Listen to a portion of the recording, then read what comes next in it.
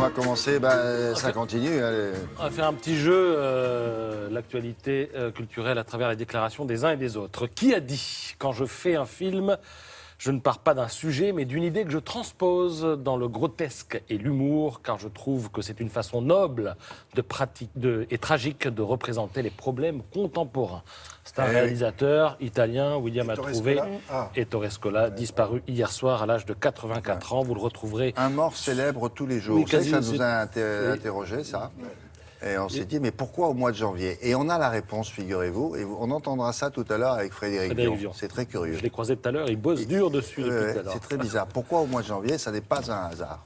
Alors, vous retrouverez Ettore Scola sur le site internet du Monde. Je rappelle qu'il a fait jouer les plus grands, Sophia Loren, Vittorio Gassman, Marcello Mastroianni, et quelques films, Parlons femmes, son premier film, et aussi Une journée particulière en 1977. Qui a dit? Cela m'aurait plu d'avoir un mandat citoyen. C'est un acteur français, célébré lors du dernier festival de Cannes, Vincent. VL. Voilà, Vincent Lindon, qui rencontre ce matin les lecteurs du Parisien. Alors, il a des mots assez durs pour les exilés fiscaux. Il dit « Je ne comprends pas que quand on gagne sa vie dans un pays aussi bien, en l'occurrence la France, de manière privilégiée, on n'ait pas envie de payer pour la poste, les pompiers, les infirmières, la police. Ou alors, si tu pars, tu me rends la Légion d'honneur. La sécurité sociale, terminée. Les musées nationaux, terminés. Et je contrôle ton entrée en France. » Voilà, je rappelle qu'il est Il pense à des gens en particulier, là.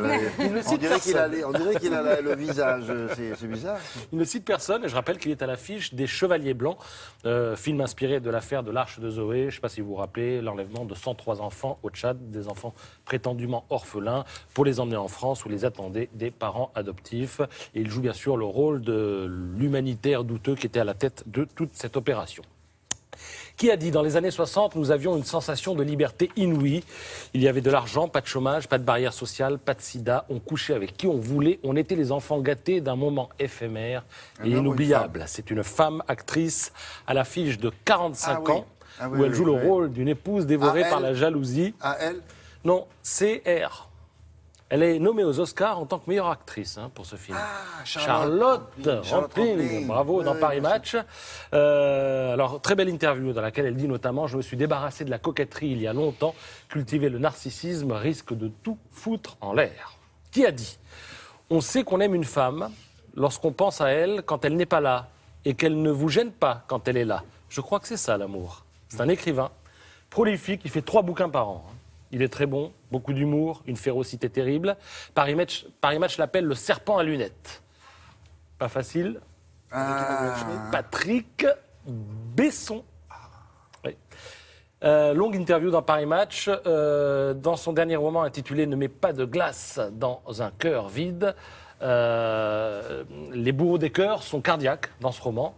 Et ils ne couchent qu'avec des filles dont le prénom commence par la lettre A. Et alors, Besson dit « Je n'ai rien inventé ». C'est une étude américaine très sérieuse qui le dit. Les filles en A seraient 2 ou 3 fois plus faciles que les autres. Celles qui commencent ou qui finissent par un A? Qui commencent, parce que j'allais dire effectivement, Laura, ça se termine par un A, n'en tirons pas de conclusion, mais enfin on peut le constater. Alors les filles en A plus facile. Et Z, Zoé, c'est... Alors celle-là, jamais. Amandine, Alexandra. Alexandra, ça on a Anna chez nous, on a Anna Reinhardt. Quoi d'autre? Alors il est drôle et modeste en même temps, Besson. Il dit dans 500 millions d'années, je dis bien 500 millions d'années, la Terre aura disparu et plus personne ne saura que je ne suis pas passé à la postérité. La double négation, c'est toujours un plaisir avec lui. Pour finir, qui a dit « Il n'y a qu'une façon d'éviter les critiques, ne dis rien, ne fais rien, ne sois rien ». C'est un compositeur. En fait, c'est Aristote qui a dit ça. Mais le compositeur dont il est ici question reprend la formule à son compte. Et ça explique sa relative discrétion, en fait. Il s'agit de musique électronique, Jean-Michel.